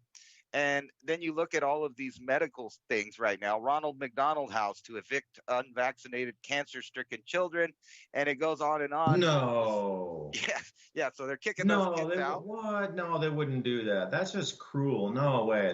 No, you just ruined my night hearing that. Yeah, Ronald McDonald is a clown, just like Oh, that's the sickening. charge. No, that's got to stop. That's not right. No, really. Like in a civilized society, that's not right. That's seriously not right at all. Right. And I kind of just go back to this number. Now, I arbitrarily used my blood type because of its donor properties, and I got the number 7%. But this could be 7% of any population. That's the number that they need to keep at the end of this. So they're more than willing, these people, to reduce the population down to a small percentage of what it is now. And you're starting to see that in different campaigns, and you add hunger and all of these other things, and you can kind of see where they're going. And I'm not saying that they're going to kill everybody except for O negative people. I'm just demonstrating that if you targeted a certain group of the population, you can reduce large percentages of the population with certain diseases and different things that happen to attack certain blood types, and certain ethnicities have more of certain blood types than others. So if you want to get into some real conspiracy theories, that's an avenue you might take there. But say it was something else, what's the percentage of people that, don't agree with taking things that might genetically alter them? I mean, what is that percentage? And then you kind of see who's going to be left at the end. And it fits right into their weird idea of what they want the future to be. And I know I might get in trouble for this, but just like Bill Gates said at his TED Talk openly, that he had a formula up there on the board behind him, and the P in the formula was for population. And he said, how do we reduce this part of the equation? And you do it with what? I'm not going to say it, but starts with a V. Yeah, it starts with a V, and do dabs, not jabs. That's all I'm saying. And back to you with the weather. Well, we don't deal in conspiracy theory here, Ransom. We only deal in fact on this show. And you just have to wonder if it would be engineered as a blood variant to target that. The way you described it was so perfectly, it made the perfect picture of how the percentages would match with that, but the only random part that's not there would be the engineering part of it. Oh, wait, all those Fauci emails come out today saying that he knew that it was already an engineered thing and kept saying it wasn't. So, if you look at it all the way back, I'll take you back to 9/11 because it's been very incremental. The police force, the militarization of the police, the cameras, the surveillance, the online snooping, for a better term, tracking and tracing. It's all been very incremental over these last 20 years. But what is it set up for this very moment right now, when all these things that Ransom and I are talking about, these food shortages, there's a police state already in place. It's like a prepositioned asset. And you have to think, if you read anything in history, it doesn't take you very long before you go into the past when hungry people have overthrown government 100% of the time. That's not like maybe a little bit. Hungry, starving people change monarchies. Hungry, starving people change entire continents, the economy. The very structure of society has changed at that point. Now, governments in the 1650s or back in the year 1200 or maybe 79 AD or 400 BC had understood the grand solar minimum and these solar changes and second magnetic fields setting up in the outer solar system from now to 2024, repeat 79 AD. Would the governments at that time have responded the same to try to lock citizens, to not allow hungry people on the streets by preventing them from talking or being on the streets in the first place? So a lot of this is preventatives right now of masses of people getting on the streets, super angry about inflation, super angry that the food's getting too expensive, the quality of life is decreasing, taxes are increasing, and wait a second, a lot of people aren't believing the narratives anymore. So once that happens and it starts to sweep through a full population. Like we saw, Belarus just got overrun at the capital. Kazakhstan overrun at the capital. 2 countries in like 3 or 4 days, when once it was only once a decade. Maybe it was Zimbabwe or somewhere like that, Venezuela. But at that point, the military pushed everybody back, and they said, "We're a dictator. Forget it. No more riot, whatever." But you only see like one of these events happening once a decade. But now we got 2 in less than a week. So something's definitely. Oh, and don't forget the Ukraine, largest grain growing area in Europe. That wouldn't have anything to do with it. If food's going to be the #1 commodity on the planet, people are going to be fighting for food and toppling governments over food. To have the Ukraine, the largest breadbasket in Europe, that doesn't. I think that's conspiracy theory that somebody would want that land for grain growing. No. Oh, Kazakhstan, I forgot they do 10 million tons of grain there, and they have the rail lines that go across and complete China's string of pearls, the new Silk Road. Belt and Road Initiative is the proper term for it. Goes right through Kazakhstan over to Europe. So imagine the value. Oh, and the 40% of the world's uranium comes from the same country. So if you're going to switch away from windmills because they're inefficient, you're going to switch away from solar panels, although they're great for recharging batteries, which I highly suggest everybody get it. If you can afford it, any kind of solar recharging anything, because even a few 100-watt or up to 500-watt, 300-watt, whatever, it will still recharge your phones and computers and all that kind of stuff that you need. 1 kilowatt better, but, things are limited at times. So you can't get it. Supply chains are broken down. You're lucky you ordered some stuff when you did or didn't, because getting those kind of implements in is getting more and more difficult by the day. But watching governments topple because of food shortages, and it just all dovetails to right now where I am absolutely sure, and I'm going to go out on a limb here and say that over the last 400 years of superpowers, monarchs, kings and queens, royalty, emperors, whatever they would term themselves, to send their navies out and pillage other lands, what kind of information was in their written texts, codices, carvings, traditions, myths, stories that were transcribed, passed down, whatever, legends, cycles in the legend? So 400 years ago, if you had the unadulterated information of, say, the Dogon, the Mayan, something like this, and then you started to find all these other from the Olmecs. Oh, the Mayans still had some of the Olmec tradition. Oh, wait, the Pakistanis still had some of the stuff from the Harappa Empire, or the Harappa cradle of civilization for 4,500, 5,000 years ago. They still have that traditional right in your hand. Well, same with India. They would have had the same information.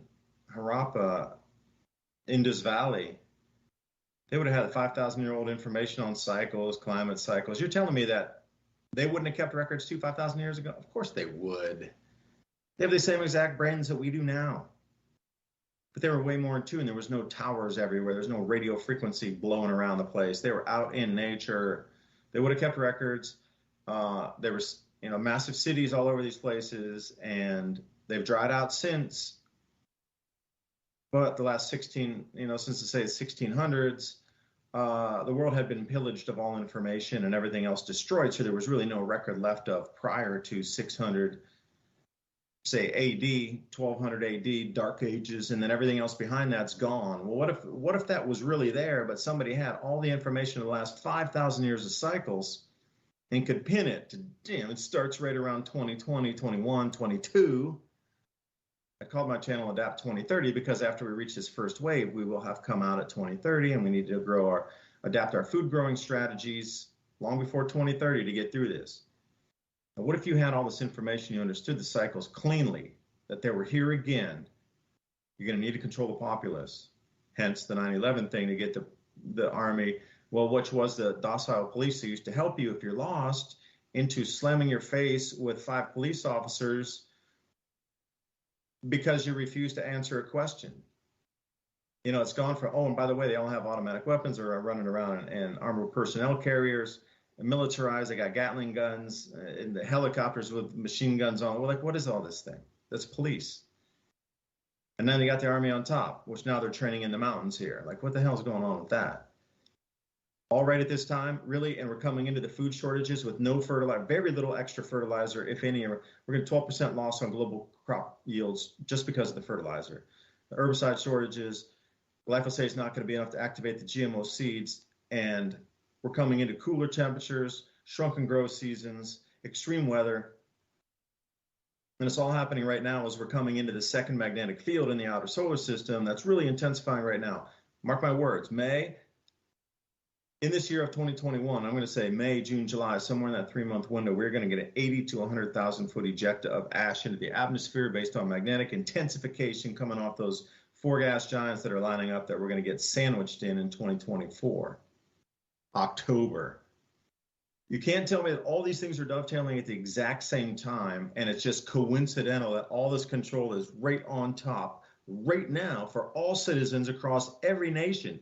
Damn, I've never seen like North Korea joining with the United States for the same type of control. You're looking at Zimbabwe, they're doing the same exact thing. Are you kidding me? Like, it can't be coincidental that every single, there's not even one that's really standing out. All nations on the planet are doing the exact same thing. I'm saying that they were shown these cycles, they understood the inbound cycles, they were given the positions of power to be at this point right now to implement, to try to control the citizenry when the food's not as forthcoming. So let me throw another cherry on top of this. You know, since my beginning of the research of this Adapt 2030 channel, I pointed out different nations that were going to go offline and have incredible reduced production anyway. First, forget all this other stuff. Forget the supply chains, everything. If everything was functioning perfectly like it was in 2016, 2017, 2015, everything was functional. Still, these countries were going to reduce their yields incredibly because they were above 45 degrees north latitude in the North Hemisphere, or they were 45 degrees south and further, 50 south, 55 south, 60 south in the Southern Hemisphere. These places were going to lose crop yields first anyway. Forget the COVID, forget the supply chain breakdown. Go back 5 years. Get this, Australia, New Zealand, Canada. These were the major countries that were going to go offline. Oh, and South Africa. Now, what have we seen taking place in these 4 nations here? They're the first ones that are going to lose the most food first. And WBH out, or is it CBH, excuse me, CBH in Western Australia is setting up an excuse for loss of yields or the amount of grain going into the elevators there. They're saying that anybody who grows food in Australia, Western Australia, but now the entire continent, country, but specifically in Western Australia, if you sell grain to this mill, you have to be vaccinated first. Even though you're a farmer and you're on your own land, you're growing your own food and you just want to sell it, they will not even let another driver come out from their own company and pick it up from you unless you're vaccinated. Now see, something is very off there. So the farmers now that are growing the food aren't even allowed to sell the food that they've grown for this year in Australia. See, they pinged them right at the middle of the harvest time. Right at the middle of the harvest time. They came in and their fields were out. Everything was going smoothly. And then they hit them with this new thing just on the first of the year here 2 weeks ago. No vax, no sell. All of your 10,000 tons of wheat, nope, you can't sell it unless you get the jab. Now, what's going on with that? That's in the exact same country that I would say was going to go offline first. And if you look at Australia and just the most ridiculous measures down there, and New Zealand, and then you flip the hemispheres and you go up to Canada, you're seeing the exact same playbook play out north up there. But these are the same, and South Africa, look at the unrest there to distract. That is easily explainable why the food is not in South Africa. It's easy to explain why there would be food shortages in Australia or they couldn't export. Maybe not the shortage itself, but the export's going to zero. And they will even have to bring food in like they did the last year. Explanations there for incredible food decreases. And then the populace is locked down beyond lockdown, so they can't come out and protest high food prices. You see how this starts to circulate? And what if we go to the second tier countries that are going to go offline secondly? That'd be an interesting discussion, I guess, but maybe that's too much, Ransom. Maybe I was just rambling there and throwing my thing out. I'm going to play tennis with you on these. You know, you kind of brought up the Olmec and the Mayan, and I've been doing a lot of research into that recently. So, you know, cycles. What was happening about 3124 BC when the Olmec, which a lot of people don't realize, the Olmec are the people that actually came up with the counting system, the calendars, and most of the written language that people think are Mayan and Aztec later on. What was happening? Why did they arbitrarily start their calendar at that date? And if you notice that there's a lot of 12s involved, so you got 3124 BC, and here we are at 2022 right now. So the Mayans kind of stopped the calendar, which wasn't really their calendar. It was the Olmec calendar. And they stopped theirs at 2024. 2012. And then you kind of got to think about all of these other dates that we're all dealing with, which just happens to be 12 years after 2012, which is when they stopped the clock, or at least they were going to have a new cycle. So what happened at 3124 BC that they 3124? So you're looking at about 5,200 years ago. Yeah, what made them decide to start counting then? And you know, the more you get into that, 5,400. Okay, so anybody out there following, Ransom's talking about the charts here. Ransom, if you go to a search engine and you put in the term GISP2 ice core last 10,000 years, you'll get this interglacial temperature chart here that runs from 9,925 years prior up until now, and you can see the descending trend. Oh, wait, it's just science. I'm following the science. So 5,400 years ago, there was a magnificent drop in temperature. It dropped from a 1.5 degree global drop in temperature occurred right then. According to the chart, this is off RB Alley, the Younger Dryas cold interval as viewed from Central Greenland, Journal of Quaternary Science Review, page 213 to page 226, edition 19. And this is the GISP ice core Greenland, last 10,000 years of interglacial temperature chart. I see a massive drop in temperature at that point on the chart here. That would have been a significant event that would have wiped out that civilization, or set them, I wouldn't say wiped out, that's a bad term. It would have set them back significantly in terms of food production, sciences, engineering, while everybody tried to cope with eating versus creating.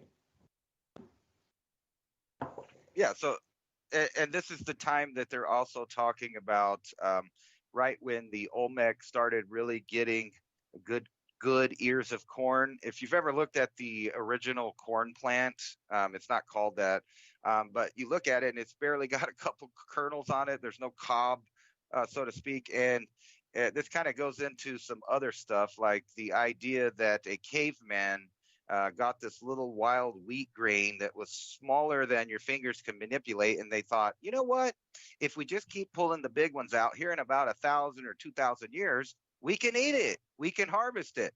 I doubt that really happened. So something happened, just like in South America, where someone had knowledge into changing a basic edible plant into a major food source.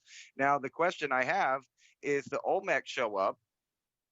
There's plenty of stone carvings that show that they must have had access to some kind of tools, because the Mayan, the Aztec, kept going lower in quality in their building and cutting abilities. However, they got more fancy as far as artwork. But if you look at all that artwork, they always depict Mayan and Aztec as a Stone Age people, still using obsidian, like Clovis type tips and things like that. They were Stone Age people. They had Stone Age tools. So we know that they probably weren't the ones building these giant heads or these megalithic stones or anything like that. But the date seems very specific. the empires start getting bigger all the way until the Mayan Empire, which we know they over cultivated or something happened to them where they diminished their society as well. But the point that I'm making is that they did know this ancient cycle. They did know the precession of the equinox, but for some reason, they arbitrarily started their counting at this date and time 5,000 years ago ish, and they kind of ended their calendar about now.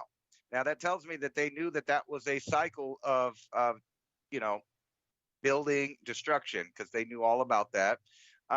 So it makes you wonder, what was it that they just came out of? So evidently they just came out of some kind of period that diminished whatever civilization they had into some small groups, and then it grew again, later known as Mayans, or they took it over and used their calendars and their knowledge.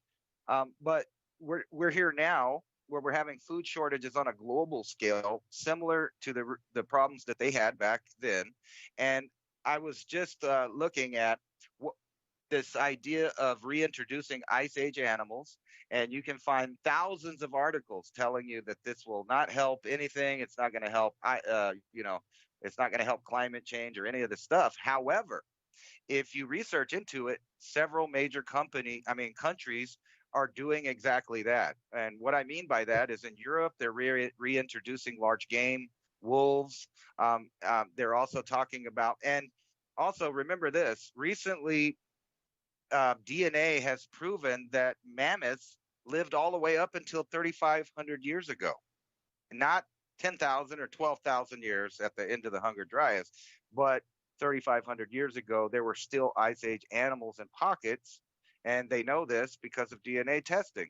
So what this means is that the governments of the world are waiting for a depopulation, not only of humans, but of the major game animals. And think about this.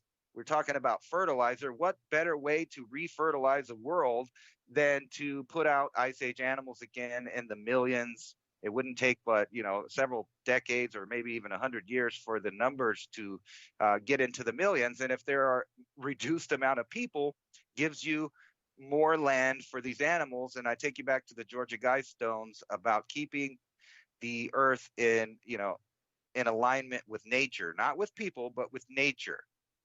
So I think that they knew that we were going into this cycle again. And that's exactly why you find all of these articles saying that don't worry about it, don't look here. But meanwhile, the governments of the world are doing exactly that. They're planning on reintroducing ice age animals all over the world. And why would they do that unless they knew that something was going to change as far as climate majorly? And I'm not talking about man-made global warming. I'm talking about a massive change on a global scale.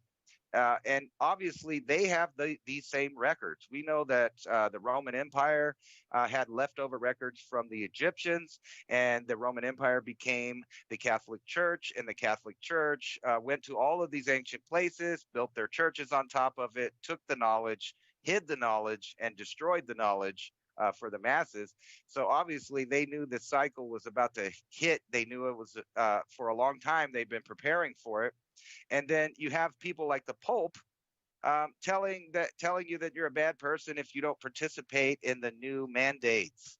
So all of it's coming together, and at the exact same time that they're pushing the idea, not only from the church, but the government now is pushing the idea that you might want to get ready for extraterrestrials. Now, will it be real extraterrestrials or something they came up with in a chimera lab? I can't tell you, but I know that their tricks are running out, and they only have a few cards left in their deck to play, and they have a limited amount of time to do that. I think because people are going to learn the truth without them, because it's going to be so obvious worldwide that they can't hold back the knowledge. I forgot what I did with it, but if you notice, there's a big deal about one of the internet lines being cut, and it made me think about how we're so connected on a world basis of knowledge, and even with all the restrictions, censorship, etc., we can still communicate basically through the internet. But what happens if they just start clipping these cables, because massive amounts of change are happening, and then you have continents and countries cut off kind of living in a North Korean style limited information, because just a little while back, they just invented the burrito in North Korea, thanks to Kim Jong-un. He totally invented the burrito. So you could see how you can manipulate masses of people.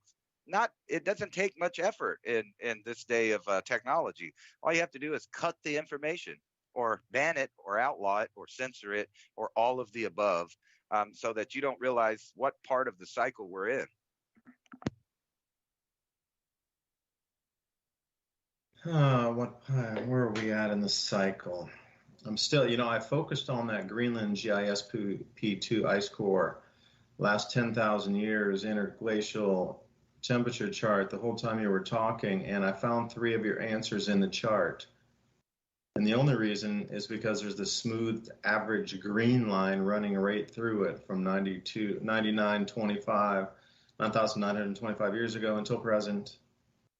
But all I see is a massive sloping curve off right after that point you're talking about at around 5,025 years ago.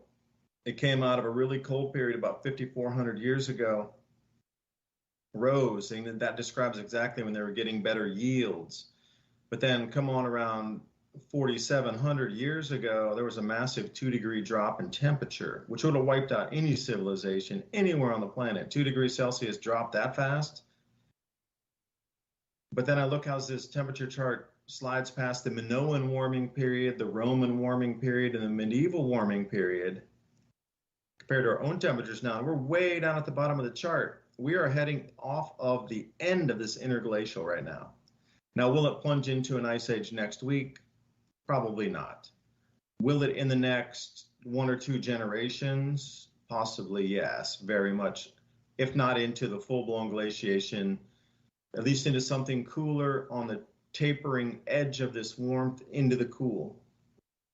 Now, is it going to be instantaneous? It could take 5 generations for this transition, but whatever is happening, it's happening at the beginning of the cycle right now. That's going to be the noticeable part of it at the very beginning, because, we've all been so used to stability that this new change coming in, stepping down, is going to greatly affect society to the core. It's going to rip the threads of it apart. And we're stepping off of what we knew, warmer conditions for growing crops, into something cooler. And then cooler again. And we're right at the cusp of the end of the, if anybody knows anything about interglacials over the last 2 million years, the last 500,000 years, this is the longest that an interglacial has occurred. And you're talking about a massive cycle repeating, or why did the Olmecs and the Mayans put the end of the age, the destruction, not the whole world as we understand? They kind of faked everybody out with that whole 2012 thing of that massive destruction. See, they were marking the beginning of the transition into where we sit now, and we're going to definitely descend into cooler. So they were off by 10 years over how many thousands? Okay, 5,000 years ago, and I'm off by 10 years. Gee, can you give me that's a rounding error, man? I'm forecasting 5,500 in the future, plus or minus 10 years, okay? And we're right here, right now. They forecast not the end of the world, but the end of the mechanisms of the current world. So when they talk about, oh man, they mapped out the last 5 ice ages. Damn, they did. See, they mapped out the interglacial periods between the ice ages. So if there were 5 previous times of man, and this time is the time of the jaguar, moving out of this into the 6th world, for a better term.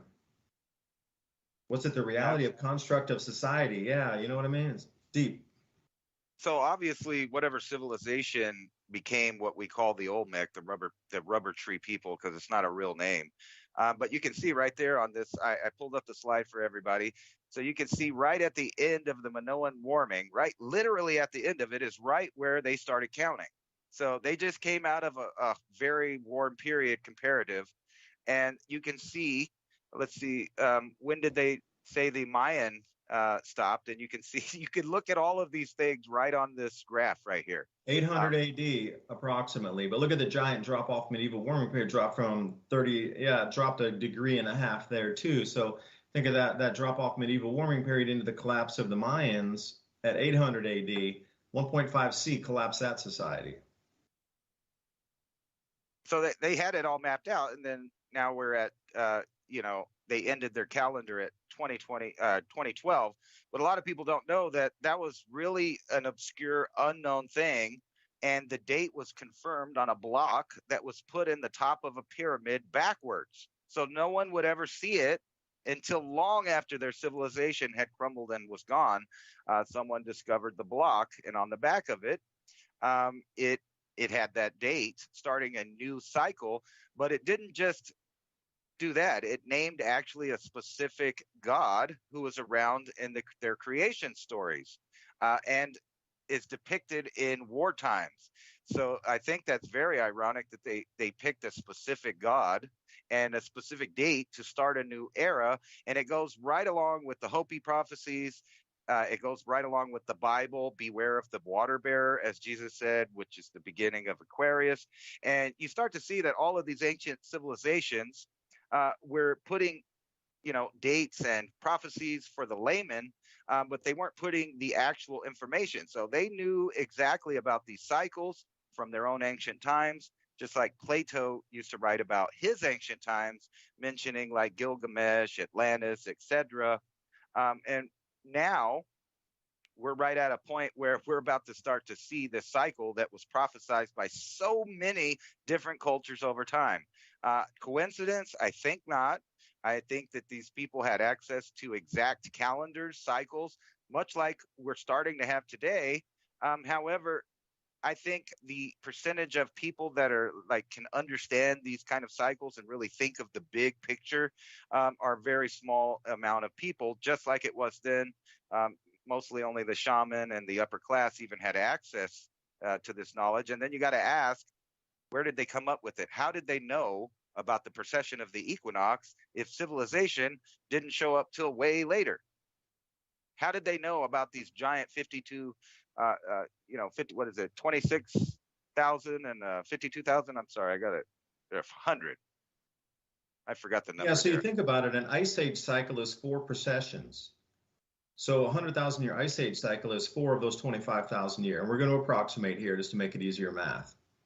So not only did they map out the precession of the equinoxes, they mapped out the entry into the interglacial warm period and the exit out of that in the 100,000 year cycle, intertwined with 4 of those precession cycles. And that's what at least we have in this 9,000 year chart up to today. They've mapped it out when this ends. They mapped it out when it begins. So at least the ending's mapped out, and that's why everything's correlating with all of these, pointing to this time. So how many millions of years had they followed these cycles of entry and exit out of glacial periods and the equinox precessions within those glaciation cycles? If you go back, you got 40 precession of the equinoxes cycles into 4 million years back in the glaciation cycles. I mean, how long has this been going on? Mapping of the cycles.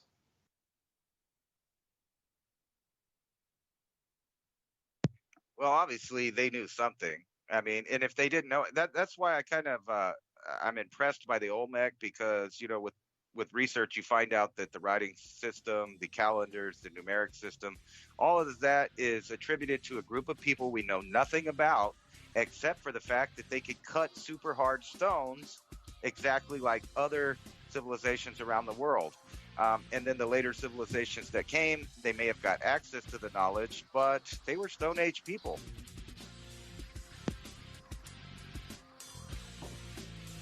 With the knowledge of the heavens and our position in the universe and what energies that would pervade and the temperatures on the planet to shift or rose inside. And thanks for listening. David Divine, Ransom Godwin, signing out. See you next week.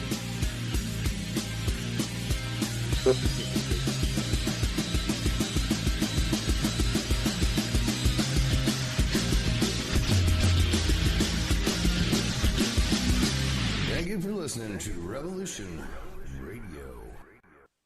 It's 11:59 at Radio Free America, and this is Uncle Sam with music and the truth until dawn.